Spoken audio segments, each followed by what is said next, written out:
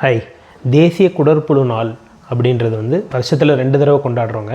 So இது வந்து இந்த வருஷம் ஆகஸ்ட் 23ஆம் தேதி வருது, அதாவது இன்றைக்கி.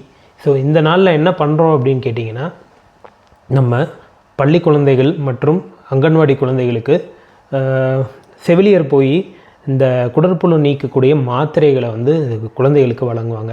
ஸோ எல்லாருக்கும் ஒரு மாத்திரை போட சொல்லி கொடுப்பாங்க.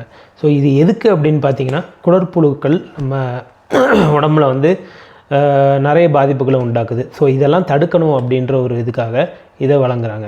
ஸோ குடற்புழுக்கள் எப்படி நம்ம உடம்புக்குள்ளே வருது அப்படின்னு பார்த்தீங்கன்னா, இந்த முட்டைகள் வந்து இயற்கையாகவே வெளியெல்லாம் எல்லா இடத்துலையும் இருக்கும். ஸோ இது உணவு, தண்ணீர் மற்றும் நம்ம சுத்தமில்லாத கைகள் மூலமாக நம்ம வாய் வழியாக உள்ளே போயிடுது. ஸோ இது நேராக போயிட்டு நம்ம குடலில் போய்ட்டு அந்த முட்டைகள் பொரிஞ்சு அந்த புழுக்கள் வந்து நம்ம குடலில் அது வாழ ஆரம்பிச்சிருது. ஸோ இந்த புழுக்கள் என்ன பண்ணும் அப்படின்னு பார்த்திங்கன்னா, நம்மளோட உடம்புலேருந்து நம்ம சாப்பிட்ற உணவு, மற்றபடி நம்மளுக்கு கிடைக்க வேண்டிய சத்துக்கள் எல்லாத்தையும் அதுங்க எடுத்துக்கும். முக்கியமாக இந்த குழந்தைகளுக்கு வந்து இந்த குடற்புழு இருக்கிறதுனால இரத்த சோகை ஏற்படும்.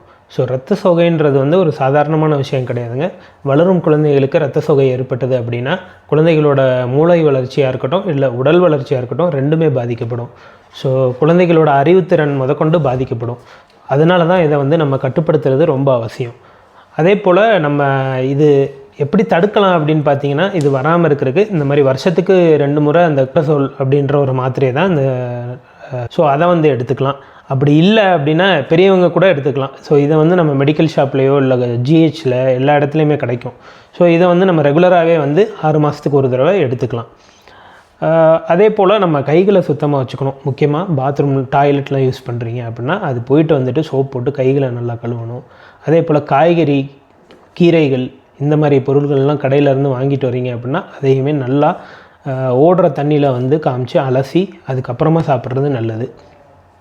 ஸோ இந்த மாதிரி வழிமுறைகள் எல்லாம் பின்பற்றணும் அப்படின்னா இந்த குடற்புழு வராது. ஸோ முக்கியமாக குழந்தைகளுக்கு இது ரொம்பவே அவசியங்க. கண்டிப்பாக இதை ஃபாலோ பண்ணுங்கள்.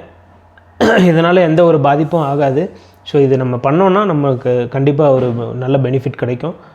அனைவருக்கும் இந்த வீடியோ பயனுள்ளதாக இருக்கும்னு நினைக்கிறேன். சேனலை சப்ஸ்கிரைப் பண்ணிக்கோங்க. தேங்க்யூ. அடுத்த வீடியோவோட வரேன். பை.